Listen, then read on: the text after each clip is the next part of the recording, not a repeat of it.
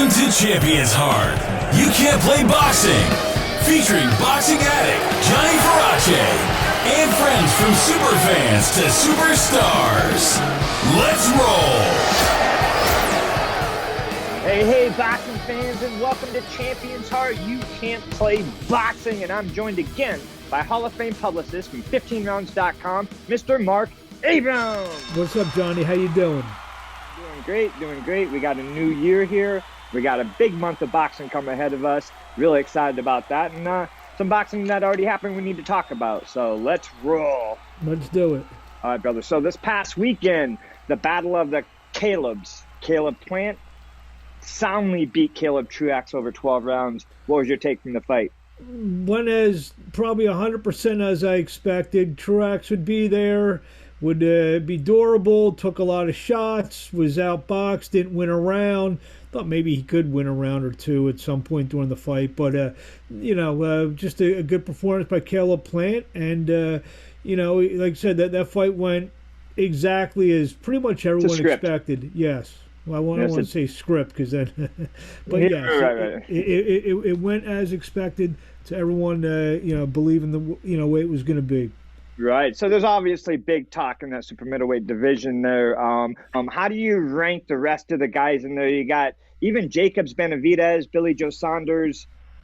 Where does I know that Plant holds one of the titles, but where does he legitimately stand amongst those guys? Well, you got Canelo's one. You have. I've been more impressed by Benavidez, even though he doesn't have a title. But obviously, with things going on outside the ring, whether it was the problem he had a few years ago with the drugs and now missing weight, so you can't legitimately put him number two. I guess you'd have to go. I'd have to go Saunders 2, Plant 3, Benavidez 4, and if you at the top of that division, Callum Smith. Obviously was the ring champion, probably slides all the way down to, at best, 5. Right. And this Plant win over Truax, is that a big enough name on his resume then to take that? And I know they're talking about Canelo.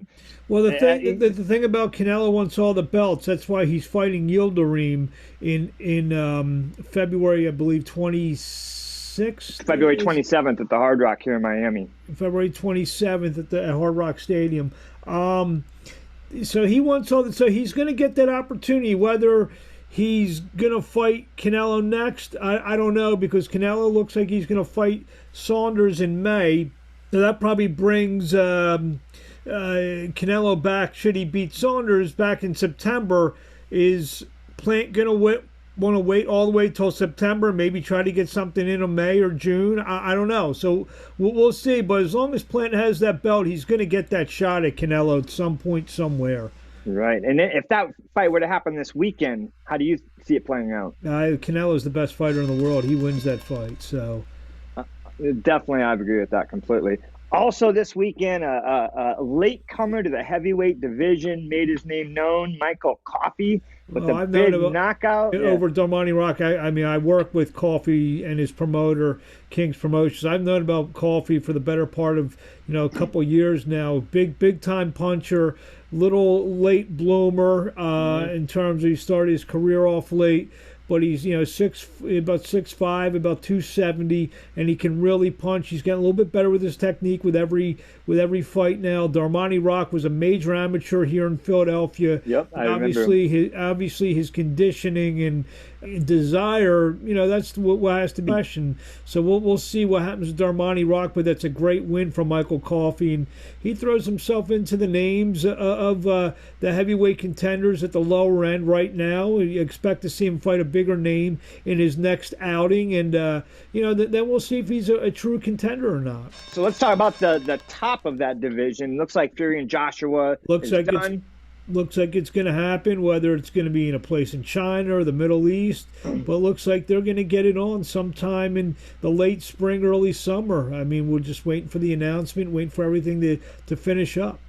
Oh, man, waiting for that to finish up for sure. And once it does, we will then undoubtedly have the undisputed heavyweight champion of the world. Yep, yes, we will. And, then it looks like it could be a couple fight series going on. Yeah. So now this weekend, Don King, still alive and somewhat living well in Miami, had a WBA for the WBA interim title this weekend. Trevor Bryan quietly knocked out Stirvine, rather. How does that align with everything else? WBA seems to have several champions. Trevor Bryan, he's an interesting fighter. He's a lower end contender in my opinion. You know, obviously beating Stirvine, who hasn't won a fight in about 5 years. And you know, he's overweight, 25 pounds of what he's normally fighting at, and supposedly he went into the fight with a hurt shoulder, last minute replacement, Manuel Char, you know, with the visas, and who knows, you know. Right now, I mean, Trevor Bryan has to be more active. He hadn't fought in 2 years. He's got to be more active, fight more legitimate guys for me to really take him, you know, seriously in terms of being a contender. You know, thrown into the mix with the Useks of the world and some of the other guys at the top of the heavyweight division. Wilder, I guess now you have to put him in the contender. The contender category. A couple other guys, you know, we'll see what happens with Robert Helenius and Kanaki, and you know, a few other guys that are, you know, going to shape up the top 10 of the heavyweight landscape. And it looks like they actually ordered Eliminator for WBO for Joyce and Usek. Well, I don't know if it's going to be Eliminator or for the interim title, but yeah, Joe Joyce is another guy who, I mean, that fight, if Joe Joyce fights Usek, that's a terrific fight, and that the winner of that fight maybe becomes the legitimate number 1 or number 2 contender behind Deontay Wilder for the winner of the Joshua and Fury situation that's going to happen, you know, like we said, once or maybe twice this year. Heavyweight division exciting right now, huh? Yes, it's some good prospective matchups with some big men. And then I want a little side note, Bernmine Stirvine, he did hurt his shoulder. Oh, so wow. he jacked his shoulder a little bit. So he did go into that fight little banged up. But anyway, moving on. I don't know why Ryan Garcia is talking about fighting Pacquiao. Why not? You know why, though? I mean, why jump not? divisions? Well, I mean, it's a money fight. I get it. Well, these guys, I mean, if you can make money that can potentially change your life, why not? He's a big kid at 135 pounds. Pacquiao has never been the biggest 147 pounder. If somehow they can meet at 143, 142, 144, whatever, why not? I have no problem with it. Here's why I say why not, to be honest. With all due respect, of course.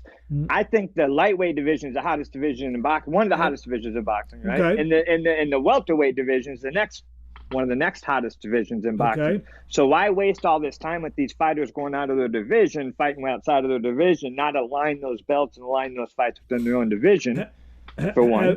Have any of the big three said that they were going to fight Ryan Garcia? I mean, has anyone signed a, well, he just won a WBC title eliminator to fight for the WBC. His next natural step would be to go fight for the WBC in his own weight division.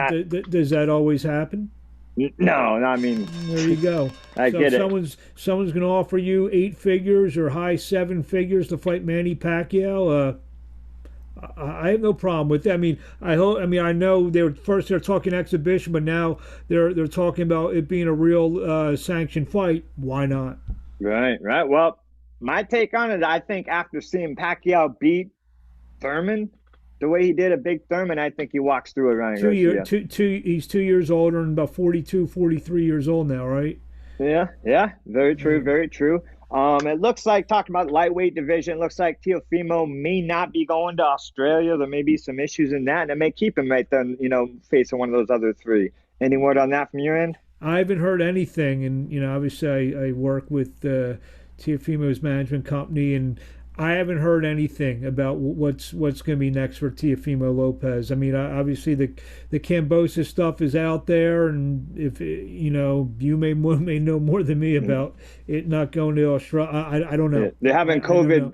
Yeah, COVID's kind of getting in the way a little bit. That may not happen. They're kind of on the fence right now. They're getting in the way of a lot of things for the past year, unfortunately. Oh man, sure has gotten in the way of a lot of things, man. Let's look ahead at next weekend's fights. Right, next week we got a bunch of great shows on ESPN and DAZN. Title fight, Joe Smith Jr. I know you know Joe obviously well. Seen him coming up, and that's for a vacant. A lot of his fights coming up. Sure have. That's for a vacant WBO lightweight title. He's coming off a Yep. big win, yeah. So tell me a little bit about that fight. Maxim Vlasov's a guy I've known for a while. He used to be a staple on ESPN when he fought with Banner Promotions. He's made himself into a light heavyweight contender. Won a couple fights. Going to come over here to fight Joe Smith, who's on a roll. I think this is Smith's time to become a world champion, and I think he wins the fight. I think he scores a knockout over Maxim Vlasov on the 13th on ESPN. Be impressive, and he's definitely been on a roll, so looking forward to that. Former lightweight champion Richard Comey back in action against Jackson Marinas, who got robbed in his fight against Romero, if I'm not mistaken, and that's an interesting fight. Comey was coming off the loss over a year ago against Teofimo, the second round knockout defeat. Let's see if he's able to shake that off, or sometimes the guys get knocked out like that, they're never the same. But Comey's he's a tough, strong-headed fighter, and I believe we'll see him back. He took, like I said, it's been over a year, and hopefully he was able to get that out of his system. Excellent. And also on the card, Adam Blue Nose Lopez coming back in action. Jared Anderson, an up-and-coming heavyweight that's obviously looking very hopeful. Also that weekend on DAZN, Josh Warrington versus Mauricio Lara.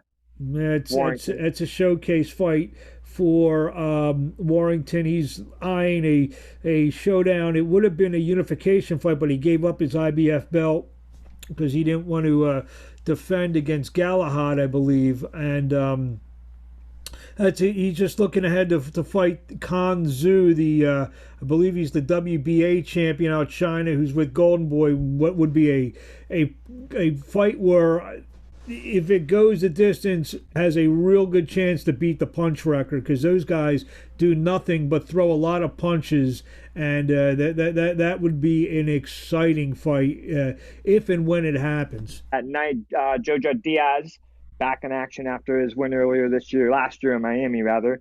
Fighting tough Russian Rakimov. Yeah, it should be a good fight. It's a good fight. It's a nice little show.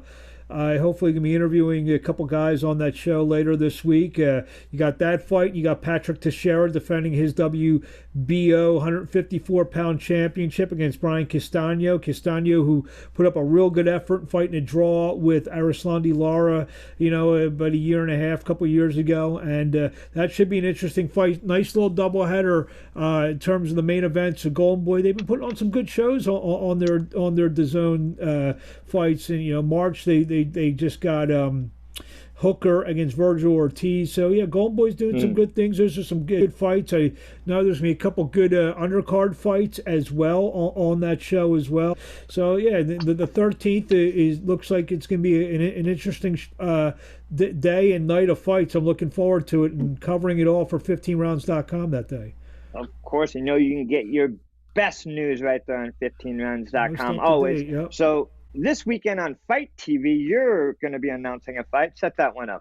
Yeah, it's a real good main event. 11-0. William Foster III coming into Philadelphia to take on the hometown kid Donald Smith, who's 10-0. That's the main event of the cards. A couple good prospects. The co-feature Mark Dawson, 7-0 welterweight, taking on 6-1-1 Derek Whitley. Also appearances by good prospect named Rasheem Jefferson Jr., as well as Nahir Albright, an 8-1 lightweight, taking on Darnell Giles, who's a very real veteran fighter who's been around for about 15 years. So it's a nice card. Hasim Rahman's son Sharif will be on the card, and also a pro debuting light.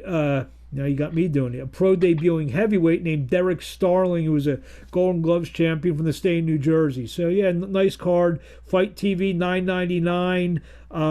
Fight.tv for $9.99. Show starts at 7 Eastern, and you'll get a good night's worth of action, all for just $9.99. And I'll be calling the fights with the former two-time cruiserweight champion of the world, Steve Cunningham, and we're gonna have a few special guests on the broadcast that we're gonna announce in the next day or two. And I think some news will come out of the special guest, so that might be worth it.